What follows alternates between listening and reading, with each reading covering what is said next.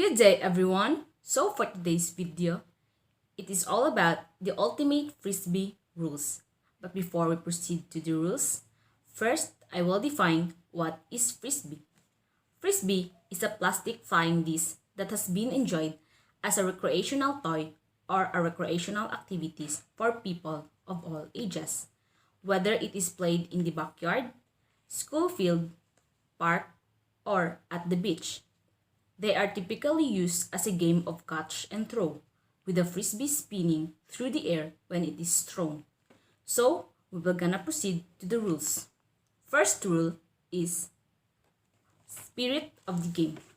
Ultimate stresses sportsmanship and fair play is always in the game.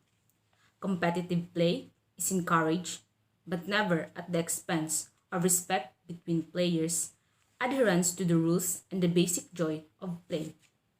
Next rule is the field. A rectangular shape with end zone at each end. So, as you can see in the picture, a regulation field is 64 meters by 37 meters with the end zones of 18 meters deep. So, all over the playing field measure or size is 100 meters. Next is the equipment.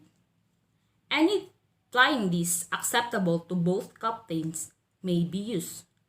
The WFDF may maintain a list of approved discs recommended for use. Each player must wear a uniform that distinguishes their team. So, in the game, player must use or wore a jersey to distinguish or to recognize what team are they. No player may wear items of clothing or equipment that reasonably could harm the wearer or other players or impede an opponent's ability to play.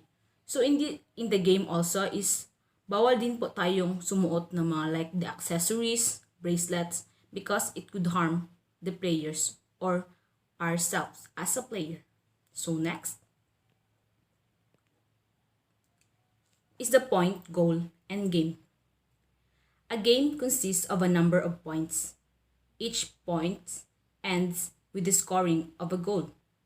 A game is finished and won by the first team to score 15 goals. So a game is declared as a won if they scored 15 scores. A game is separated into two periods of play. It is called halves. Halftime occurs when a team first scores 8. So the time occurs or will gonna be timeout if the team scores 8. The first point of each half starts when the half starts. After a goal is scored, the game has not been won or half that time has not been reached. The next point starts immediately. The team switch the end zone that they are defending, and the team that scored becomes defense and pulls next. Next is the teams. Each team will put a maximum of 7 players and minimum of 5 players on the field during each point. Each team must designate a captain and a spirit captain to represent the team. A team may make unlimited substitutions after a goal is scored and before their team signals readiness for the pool. Next is the beginning of the play. So the beginning of the play, each point begins with the both teams lining up on the front of their respective end zone line. So the defense pulls the disc to the offense. A regulation game has 7 players per team. So only 7 players are allowed in the playing field. So next is the pool. At the start of the game, after halftime or after a score, play commences with a throw by the defense. It is called a pool. Team must prepare for the pool without unreasonable delay. The pool may be made only after both teams have signaled their readiness by having the puller and a player on offense raise a hand above their head. After signaling their readiness, all offensive players must stand with one foot on their defending goal line without changing location relative to one another until the pull is released. After signaling readiness, all defensive players must keep their feet entirely behind the vertical plane of the goal line until the pull is released. So next is the moving the frisbee disc. By moving the frisbee disc, the disc may be advanced in any direction by completing a pass to a teammate. Players may not run with the disc. The person with the disc or the thrower has 10 seconds to throw the disc. The defender or the guarding the thrower, or what we call the marker, counts out loud the 10-second count. Next is the check.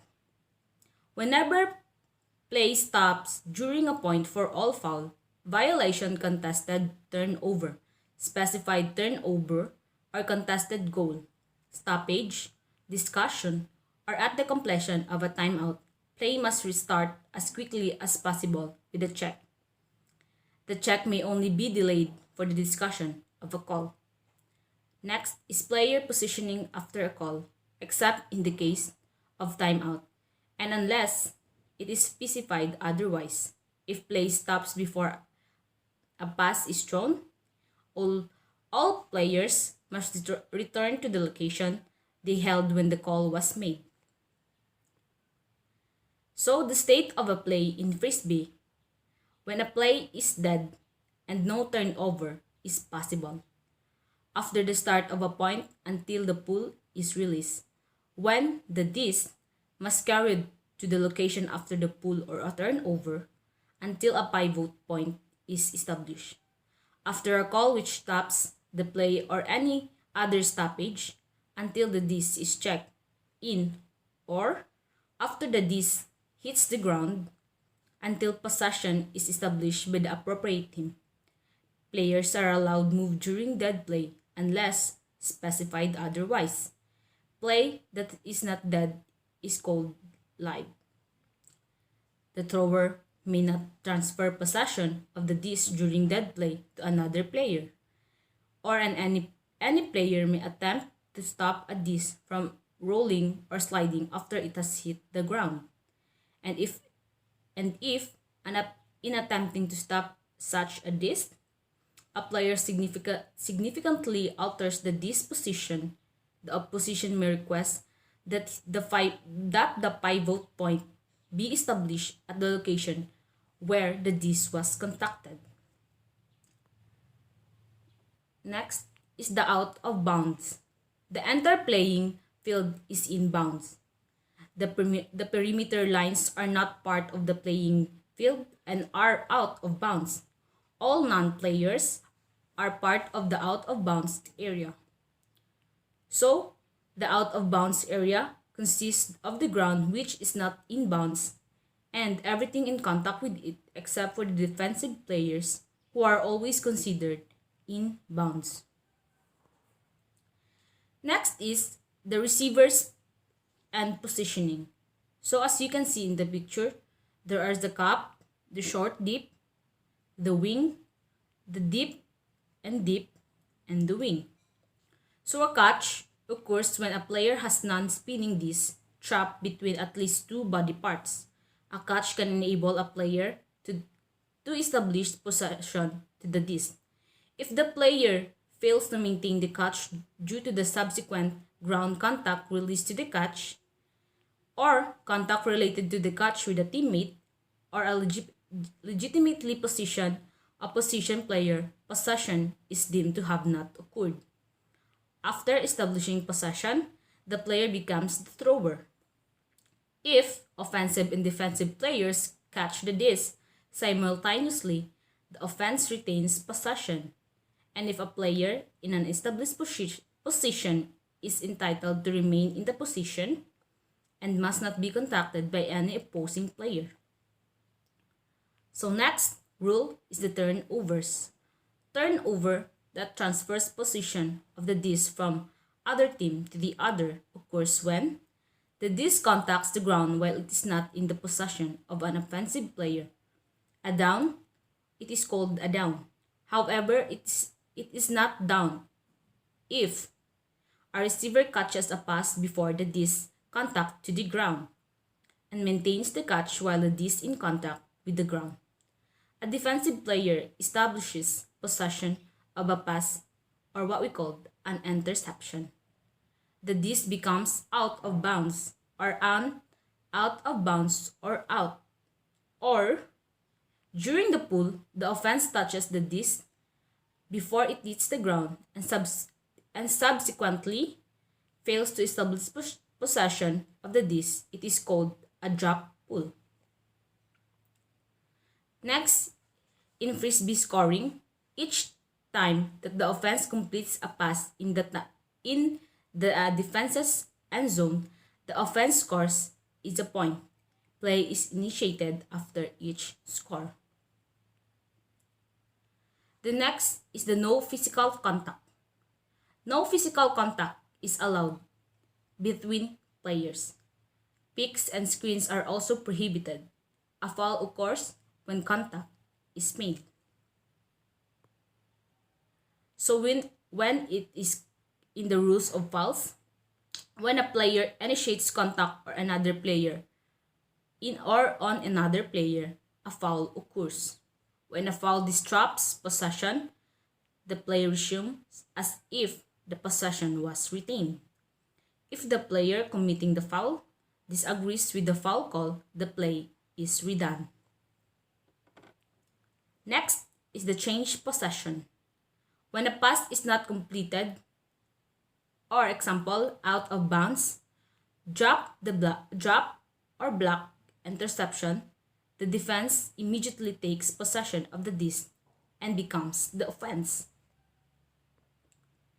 Next is the substitutions rule. Players not in the game may replace players in the game after a score and during an injury timeout. For the safety stoppages, in injury stoppage, in the game, an injury stoppage or the injury may be called by the injured player or by any player on the injured player's team. If the injured was not caused by an opponent, the player must choose either to be substituted or to charge their own team with a timeout. If the injury was caused by an opponent, the player may choose to stay or to be substituted.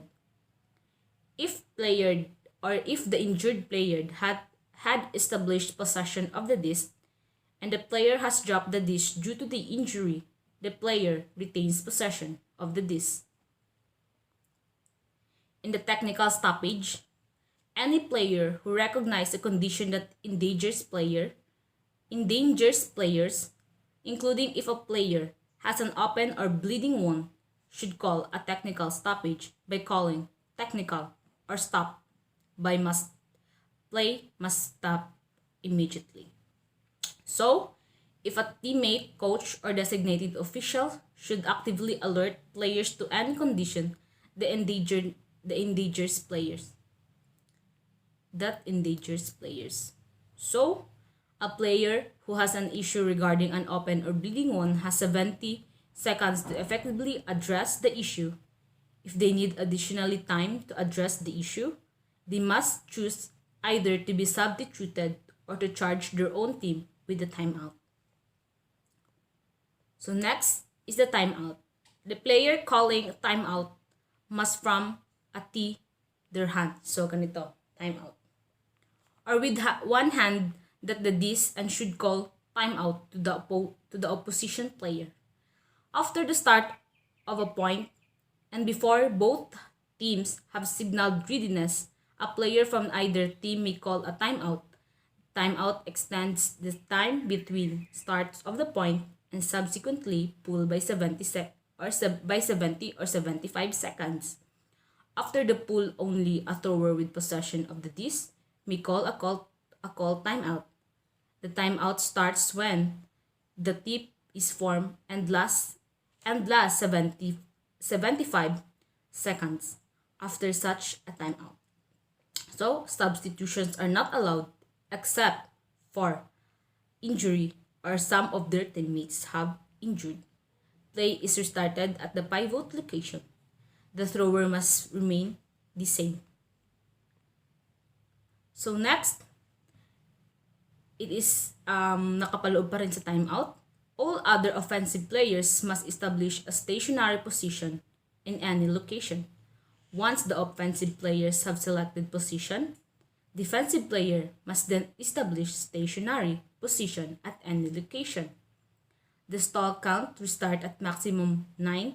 However, if the marker has been switched, the stall count restarts at stalling 1. If the thrower attempts to call a timeout while play is live, and when their time has remaining timeouts, play is stopped. The marker must add 2 seconds to the stall count. They would have restarted play on before restarting play with a check. If this results in stall count of 10 or above, it is called a stall out turnover. Next, FRISBEE has a referee, but in the rules, referees, there are none. Players are responsible for their own foul and line calls. Player resolves their own disputes. And this is end of my report. So thank you for listening.